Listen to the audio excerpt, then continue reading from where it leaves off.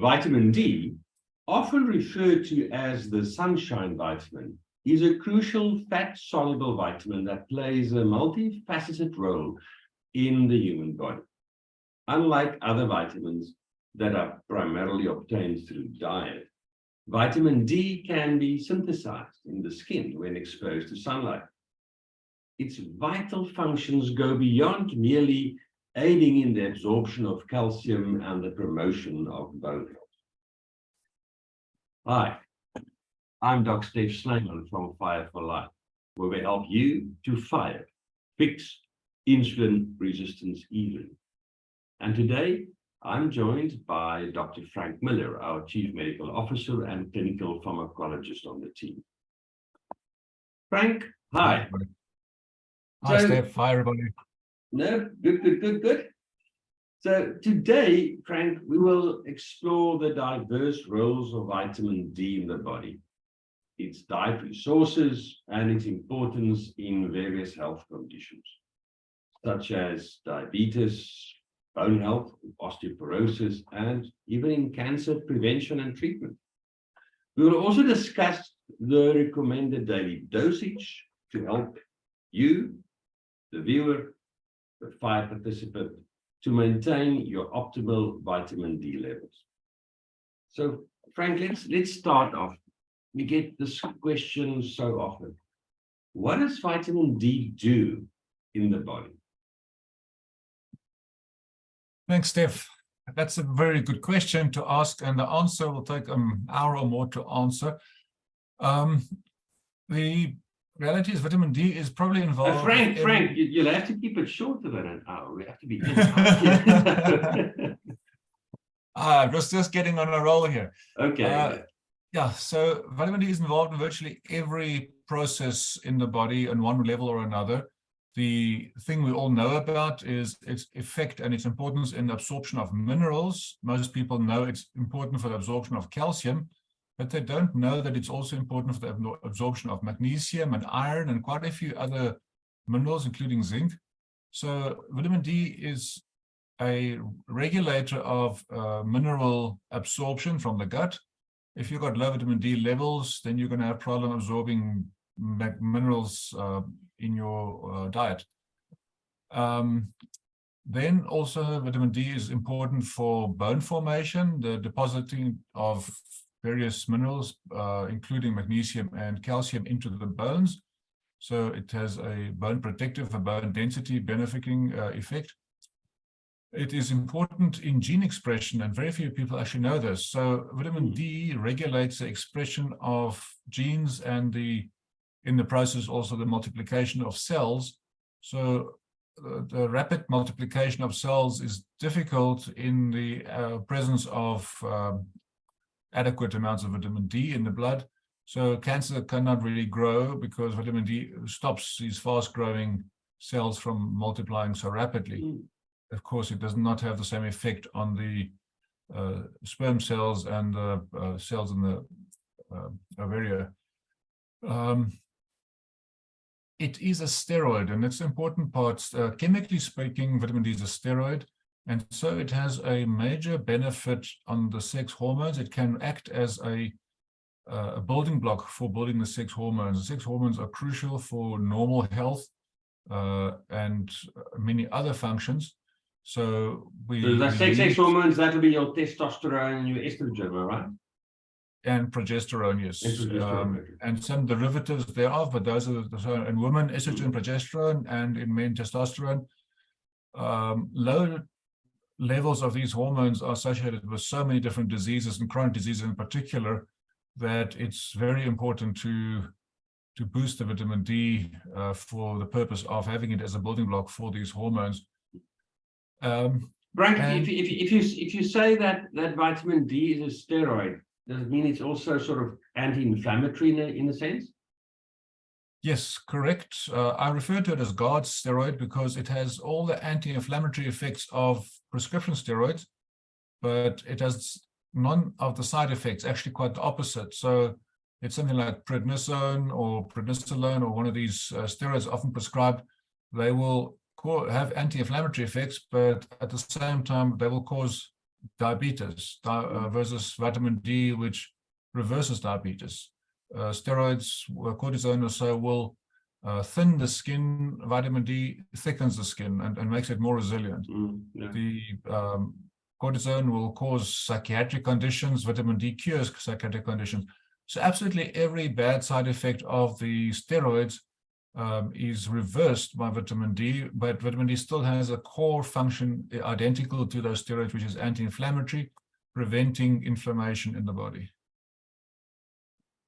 You've mentioned the role of vitamin D also to sort of help reverse diabetes, or so what's the role of vitamin D in insulin sensitivity? Is it helping to get glucose into the cells, or what's the role regarding insulin sensitivity? The exact mechanism is still not quite known, but we know that adequate levels of vitamin D promote the effects of insulin in terms of getting glucose into muscle cells and neurons. Remember that insulin helps drive glucose into fat cells, but we don't want it there. And that is called insulin resistance if glucose goes into fat cells. If the glucose goes into muscle cells and nerve cells, that's called insulin sensitivity. And this is something that we know is driven by adequate levels of vitamin D. Frank, so before we get into, you've mentioned diabetes, you've mentioned bone health, and even cancer now in this introduction. But let's take one step back. While the body can produce vitamin D when it's exposed to sunlight, it can also be obtained through certain food sources. So yes, I just want to mention something I didn't mention. It seems that vitamin D has a direct antiviral effect. Again, not quite sure whether it has to do with gene expression modulation or whether it has to do with direct vitamin D effects on viral replication or viral DNA. So it has a great anti-infective component, especially in viral infections, but also in bacterial infections. And so in terms of the whole story about sunlight, we find that vitamin D is expressed in all cells. We know about the sunlight because of studies done, but more and more studies show that all cells have the capacity to produce vitamin D. So it's actually not a vitamin in the true sense of the word, because a vitamin is something that is from outside to have an effect inside the body, but the body can actually produce vitamin D. And I believe that the fever we get with many infections is actually an attempt of the body to increase the vitamin D production for its antiviral, antimicrobial effects. And so if we look at the bigger picture, then vitamin D is something that's integral for any cell's function. For example, in its anti-cancer property, that's why the skin produces vitamin D under sunlight, because otherwise the same UVB that produces skin cancer is the UVB that activates vitamin D in the skin and increases the levels. Wow. So if you don't get your vitamin D from being in the sunlight, there's some foods that is a source of vitamin D. There's not a lot of them, but what will that be? Yeah, there's not a lot of food that has vitamin D. So remember, vitamin D is fat soluble, so you'll find it in fat, and most of what you'll find out there in the food chain is from animal sources. So looking at cod liver oil as an example, salmon, generally speaking, any kind of fatty fish will have the vitamin D levels. Liver, like beef liver or any kind of animal liver, will be high. Yeah, we know that mushrooms also have a precursor vitamin D in them.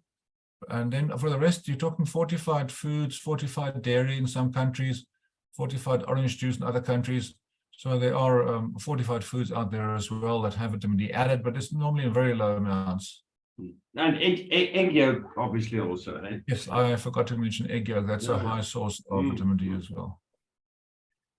So let's now move to diabetes. Vitamin D, as you said, plays a crucial role in the management of diabetes due to its potential to impact on insulin sensitivity and glucose regulation. research also suggests that vitamin D deficiency may be associated with an increased risk in type 2 diabetes and also in poor glycemic control in individuals that's already diagnosed with diabetes. And so often, Frank, in our Fight Diabetes program, we see when people start off with the program and we encourage people to do a baseline vitamin D level, you see that those levels are just in the ground. I mean, it's just below 20 nanograms per mole. It's just so low. So just explain to us again, why is vitamin D and high vitamin D levels so important, the vitamin D blood levels? Why is it so important to reverse diabetes and to help people to be healed? Yes, just briefly talking about blood levels. The lab will tell you that between 20 and 30 is a normal vitamin D blood level, but that's an average of sick people, average of people living indoors. When you look at the average vitamin D level in people who live outdoor lives, surfers, farm laborers, lifesavers, then you're looking at 65 going up to 150 nanogram per ml. So that is, I work with the average of 80 nanogram per ml as my target. And that's based on physiologic levels achieved by people who spend a lot of time in the sun. Yeah. So the average person we see has got less than 20 nanogram per ml, and the lab will say, oh, it's all right, you need a bit of help, but it's not too bad. For me, that's a red light. You are in danger of crashing. And to answer your question, there are two sides of the coin. I believe vitamin D is its anti-inflammatory effect uses up the vitamin D. So if there's a lot of inflammation in the body, you need more vitamin D to offset the inflammation. So see it as little firemen that go into a fire to calm it down, but they themselves are consumed in this process. So people with a lot of infection or other inflammation in the body will need much more vitamin D than people who have got little inflammation. Diabetics in general have a lot of inflammation in the body, so they need a lot more vitamin D just to fight the inflammation and to get blood levels close to 80 nanogram per ml. And as you said, it's amazing the ability. I mean, if somebody says they struggle to get the blood sugar levels under control, then the first thing I ask, what's your vitamin D level? And invariably, if somebody is struggling to get their blood glucose, let's say below 6, then their vitamin D level will not be anywhere near 80 nanogram per ml. So it's very important. If you don't have adequate vitamin D in your blood, you cannot even begin the fight against diabetes or win the fight against diabetes. This is the basic cornerstone of fighting diabetes and reversing insulin resistance is getting your vitamin D levels up. The effect of vitamin D on, you've now mentioned inflammation, and we've also discussed the importance of insulin sensitivity, that vitamin D enhances the insulin sensitivity so that the insulin is more effective. Does that have any effect on in the pancreas itself, where vitamin D is produced, where insulin is produced? Yes, so the anti-inflammatory effect of vitamin D helps with inflammation in the pancreas itself, which hampers production of hormones, and then also it enhances the effect or the action of the beta cells, which produce insulin. So it has an insulin boosting effect as well at that level, and it helps, as I said previously, help with the effect of insulin on the various body cells as well. Yeah, like your heart health. Hey. Yeah, correct. Yeah. Frank, if we look at the other thing, the way vitamin D plays a role, that is in bone health, bone and teeth health, you've mentioned that, or dental health. So osteoporosis is a condition that's characterized by weakened and brittle bones, increasing the risk of fractures and injuries. And you've mentioned that vitamin D plays a vital role in maintaining bone health and in preventing osteoporosis through a few mechanisms. So tell us a little bit more about those mechanisms. I know this will take another hour, but let's try and keep it short. Right, so I mentioned the absorption of bone healthy minerals like calcium, and magnesium is enhanced. I think boron as well. These are enhanced by vitamin D, but then it also has a remodeling effect on the bones where the osteoblasts, the little cells that build bone, are boosted by vitamin D's presence. And you have stronger bone that's built and not brittle bone. I must mention here that basically all the anti-osteoporosis drugs on the market focus on building a kind of bone that is not natural, so that the drug will produce a bone that has got a certain degree of hardness, but that does not prevent it from being brittle at the same time. So there's a difference between the kind of bone that's built by vitamin D's influence and one that's built by a pharmaceutical product's influence. And you said it helps with mineral absorption. We've talked about calcium absorption, and we so often people ask us, okay, must I then take vitamin D and calcium tablets when I have osteoporosis?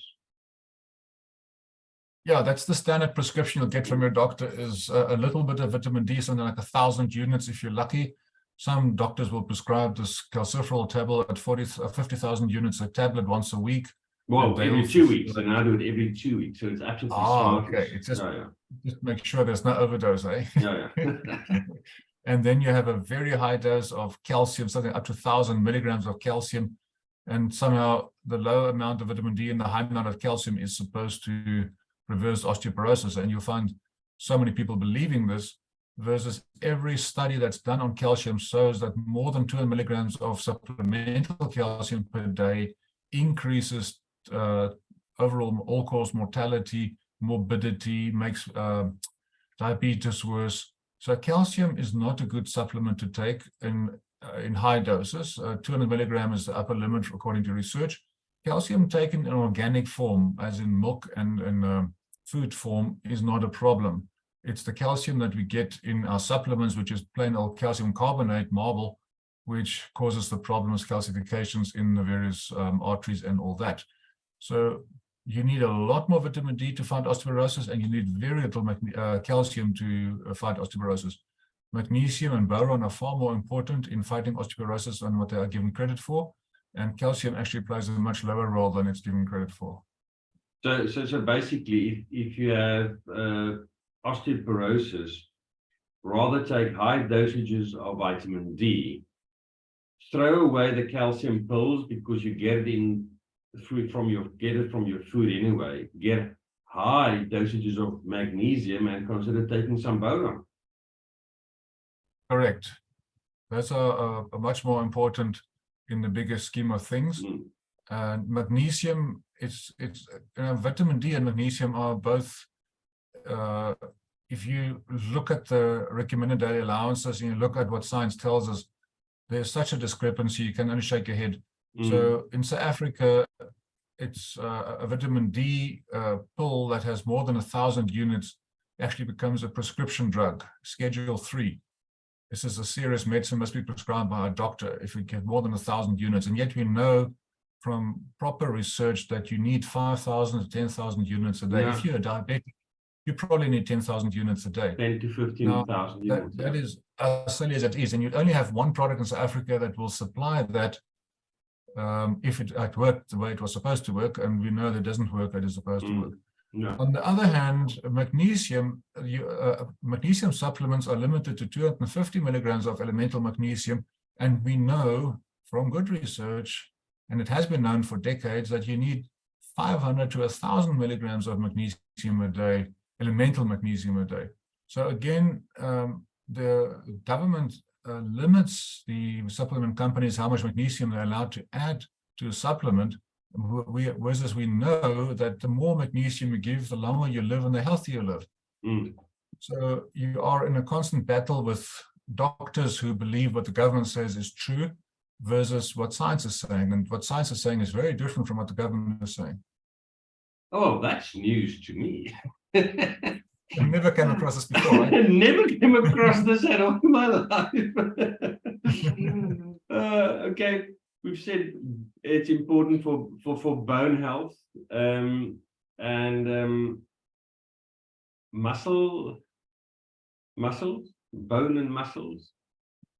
So yeah, the muscle Um, part, remember, so magnesium and calcium are both important for muscular function, and testosterone, estrogen, progesterone are important for muscular function. So all of these are enhanced by vitamin D. So indirectly, muscle function is important. And a recent study showed that elderly people with high levels of vitamin D actually had lower risk of a wide variety of muscle complications and also less risk of falling because of the muscles being stronger. So muscular strength is directly related to vitamin D level in the blood. Not necessarily directly, but probably indirectly, but the line is straight. The more vitamin D you have got in your body, the stronger your muscles will be. So it's sort of a legal steroid to take for muscle building. Exactly. So it won't in its own right cause it, but by its downstream effects, it will cause increased levels of muscle building hormones, which will give you the strength you need. And remember, from the age of 50, your sex hormones start dropping, or earlier if you're unlucky. So this is why, I mean, the moment the sex hormones start dropping, the incidence of cancer start going through the roof, the incidence of heart disease goes through the roof. We need the vitamin D and we need the sex hormones for a happy, healthy, older life. So once you get beyond the 50+ mark, you do need to replace vitamin D artificially, unless you spend a lot of time in the sun and you eat the right kinds of food, because you're not going to get enough from the standard diet that is being sold in the average shop, and definitely not from the kind of diet which is recommended by governments. Again, there we go. No. Talking about cancer, I mean, vitamin D is often neglected when it comes to the prevention and the treatment of cancer. And I know as part of your treatment regimen for our cancer patients, you always top of our list is always vitamin D. How does it work that vitamin D can help with the prevention and the treatment of cancer? See it like vitamin D cools down the replication of cells, and it also regulates the expression of DNA. So when DNA is transcribed from one cell to the next, vitamin D then ensures that this transcription process is proper and correct. So it has a regulating function, and so the risk of abnormal DNA being transcribed is very low, which is also why it's very important for women wishing to be pregnant to have adequate levels of vitamin D, because the incidence of birth defects post adequate vitamin D level is minuscule. In cancer, we have this amazing phenomenon, firstly on a prevention level, but then on a treatment level as well, that the more vitamin D you have in your body, the less likely you are to have breast cancer, for example. If you look at that graph on the screen there, if you compare 20 nanogram per mil, which is on the left-hand side of that graph, you have about a 4% chance of a lifetime chance of getting breast cancer if you're a woman. By the time you're at an 80 nanogram per ml blood level, your lifetime risk of getting breast cancer is close to zero. Now, this may not impress you in terms of percentages, but imagine if you could take a product which is going to cost you less than it's less than 10 Rand, maybe 5 Rand or so a day, probably even less than that, and you have a virtually zero chance of getting cancer. And the same graph can be done for many other cancers. I've seen the risks and incidences of other cancers also drop a lot when you have adequate vitamin D supplementation. So on the prevention side, if you had 5 Rand a day to spend, and you could spend it on one product only, what would you do? And imagine the cost of cancer treatment versus the cost of preventing cancer, but one drug as simple as vitamin D. And you will understand why Big Pharma does not want you to take vitamin D in adequate doses, because then you will not end up at oncology, which is one of their biggest money spinners. So for goodness sake, do yourself and your family the favor and take adequate vitamin D so that you do not end up in the cancer ward. In the treatment of cancer, as I said, vitamin D cools down the cancer. So the growth of the cancer dramatically slows down, and you're able to, for the other components that you use to treat the cancer, to take an effect. So you don't have to fight against time as much. Vitamin D slows down the replication, and you gain time. You win so much time. So you're going to have a longer time that you're alive. You're going to feel better. You're not going to be so sick, and you're going to have more chance for the treatment of your choice to have an effect. Mm. Frank, I often get the question, what daily dose should I take?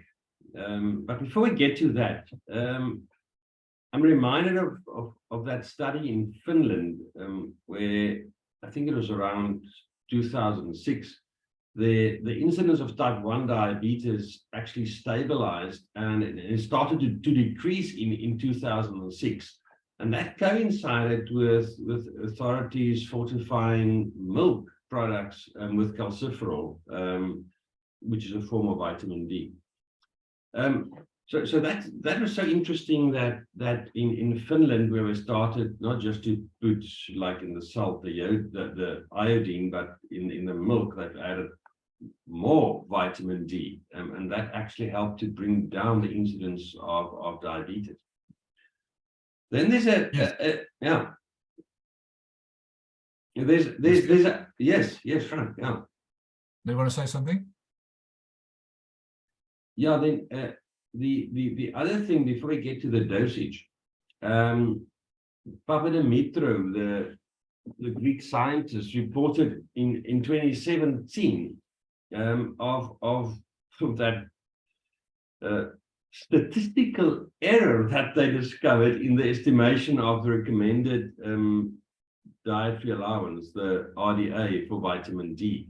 So the correct analysis actually revealed that we need 10 times more vitamin D. So it was one decimal, the comma was in the wrong place.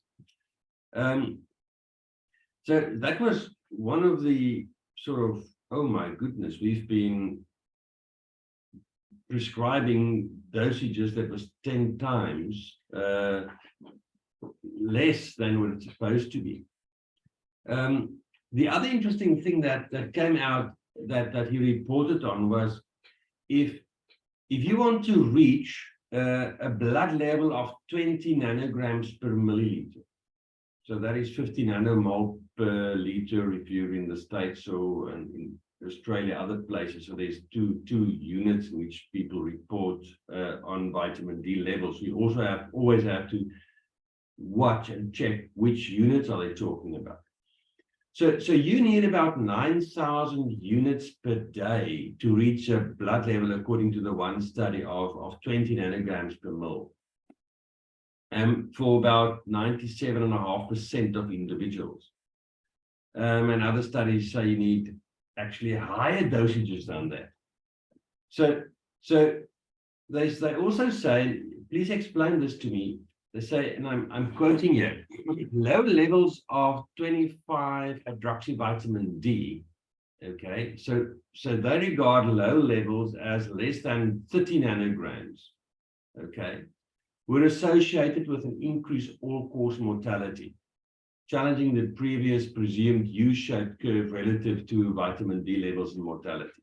Okay, so they say if it's less than 30, then you're in big trouble for all-cause mortality. They then say the recommended daily dosage of vitamin D can vary depending on factors such as age, health status, and where you're from. So, as you've said previously, our aim at Fire for Life is to maintain a blood level of around 80 nanograms per mil, or 200 nanomole per liter. So Papadimitrou then recommend the following dosages to have a blood level of more than 30, okay, and that is 1,000 units per day, international units, for children under the age of 1 and using enriched formula. So that is for a baby, okay, under 6 months. For a breastfeeding baby over 6 months, 1,500 units per day. For children over the age of 1, 3,000 units per day. And for adults, young adults, around 8,000 units a day. And then he goes on and say, okay, for individuals with vitamin D deficiency and certain conditions, like diabetes or the stuff we've been talking about, we may require much higher dosages. So what do you think of what Papandreou is saying, Frank? Yes, Papa Dimitri was quite correct. Did you hear any news reports on the big vitamin D mistake in 2017 when that article was published? It was simply swept under the carpet. No government adjusted their RDAs based on that study. And that study was based on the very same data that the governments used to introduce the RDA. So this is not a new study. It's simply taking the old data and reanalyzing it using the correct statistical methods and finding there's a factor 10 mistake made, which is huge. Yeah. But nobody took the study seriously, nobody in government at least, and nobody has adjusted their RDAs accordingly. I always say vitamin D requirement is as unique as your fingerprint, and I've been using vitamin D as a supplement in my patients in massive doses for about 12 years now, well, actually more, 14 years, and I've never seen any bad adverse effect, maybe here and there a headache, and that's simply remedied by stopping to take it for a couple of days. It's as simple as that. It's as safe as houses. Anybody who tells you it's got any kind of danger has not read the literature, has not tried it themselves. The more vitamin D you take, the healthier you feel, the more energy you have, the more motivation, the better your mood, the healthier, no chronic diseases. There's nothing that you can say bad about high-dose vitamin D supplementation. And high dose here relative to the RDA. I mean, as Papa Dimitri said, 9,000 units a day is a pretty normal dose. So it's not a high dose according to the stats. And diabetics, you can easily give them 20,000 units a day for months. And that helps to hasten the recovery from diabetes. And once the diabetes is reversed, you can bring the dose down to maybe 10,000 units a day. So it's by no means the dosage is not cast in stone. As your diseases resolve with higher vitamin D levels, you can start reducing the vitamin D if you want to. I've had a number of patients walking around with vitamin D levels of 150 nanogram per ml and no problems, no side effects. They're quite happy. So I know a doctor who maintained his vitamin D at 150 nanogram per ml, which in the American language would be about, goodness, 400 millimole per liter. And he was fine. He had no problems whatsoever. So the people who are scared of overdosing vitamin D do not understand the subject. No. So Frank, if you just look at what we recommend for our 5 participants, in our firepower, it's about, in one scoop, there's about 2,500 units per scoop. So that's why we recommend 2 scoops a day, which is then 5,000 units. But for some people, that may still not be enough. You need to take some extra capsules like your Omega D3 that you're producing, which is a 40,000 unit capsule. But it's, as you've said, it's very, each person is different, and you have to get your smooth spot, and you get that by measuring your own, or going to the lab to measure your blood levels every few months. So you know that, okay, you have your blood level around 80 nanogram per mil or 200 nanomole per what, I can't even remember that unit. Nanomole per liter. I would say, if you're in the healing phase from diabetes, then having a vitamin D blood level every 3 months is wise until you get to that magical 80 nanogram per ml, 200 millimole per liter. Then you are in a safe ballpark, and you can then just do it every 6 months. If the diabetes is reversed and you've reached your goal weight and reversed all the other side effects of diabetes, then you can maybe test it once a year. I try and test it about once a year just to make sure where I am in my supplementation. But yeah, that's the normal recommendation from my side is when you're in the healing phase, do it every 3 months. It's a very cheap test, at least in South Africa. I don't know other places. So it's not going to break the bank, even if the medical aid doesn't pay for it. And then there's a huge amount of practitioners who say you must take vitamin D with vitamin K. You cannot take it not with vitamin K. Yeah, so vitamin K2 is now kind of a new kid on the block. People talk about menaquinone, and you've got all kinds of debates between menaquinone 4 and 7, and so it goes on. I do not deny the benefits of vitamin K2 supplementation, but I think what happened was the people making the vitamin K2 supplement needed to find a way of getting it into the market quicker. And they've brought out the story that you need to tag it on with vitamin D. Otherwise, vitamin D is going to cause kidney stones and other calcifications in the arteries. And the reality is, in 1,500 patients seen over a period of, let's say, 14 years, I never saw any kidney stones or any calcifications in any arteries whatsoever on pure vitamin D supplementation, no vitamin K2. So I think that story as such is not true. It was never tested in any clinical trial that I'm aware of.